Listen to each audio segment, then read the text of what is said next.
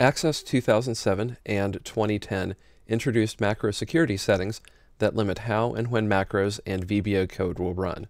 If you're having trouble running macros or VBA, you can use the techniques in this movie to enable them.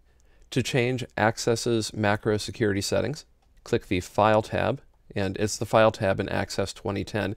That would be the Office button, which is also in the upper left-hand corner of the screen in Access 2007. So just on the File tab, click Options, and it's Options in Access 2010 and Access Options in Access 2007. In either case, go ahead and click Options. Doing so displays the Access Options dialog box. Then in the left-hand panel, click Trust Center, and then in the right pane on the Trust Center page, click Trust Center Settings. This gives you a new dialog box with new options. Click Macro Settings, and then you'll see a list of available macro settings. The first is Disable all macros without notification. That does exactly what it says it does. It turns off all macros and VBA code without letting you know. Next is Disable all macros with notification. In that case, Access displays a message bar with a button indicating that macros have been turned off.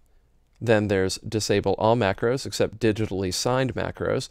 And finally is Enable all macros and the parenthetical remark that it's not recommended because potentially dangerous code can run is accurate. Viruses are spread through VBA code, and those are called macro viruses. So you should only enable all macros if you're certain of your computer and its security. Now, the only truly secure computer is one that's disconnected from any network, including the power grid. But if you feel good about it and you want to be able to run macros, then you can go ahead and enable them all, at least for testing.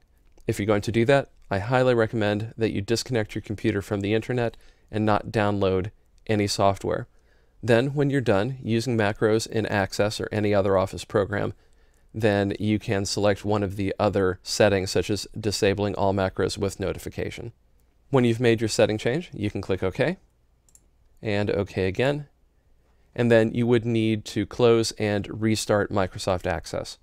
That's how you manage macro security in Access 2007 and 2010. Now I'm going to switch over to Access 2003 to show you how to set your macro security options in that program. In Access 2003, you can change your macro security settings by going to the Tools menu, pointing to Macro, and then clicking Security. When you do, you get the Security dialog box and you see the familiar three options: High, Medium, and Low. Again, if you want to run macros without any sort of intervention, then you can set your security to Low, but that does open you up to macro viruses and other forms of malware. So if you're absolutely certain that your computer will be fine, go ahead and set it to Low so that you can run your macros while you're working through the course. However, make sure that you don't visit any websites, make sure that you don't download anything such as from Outlook, and, if possible, disconnect from the network entirely.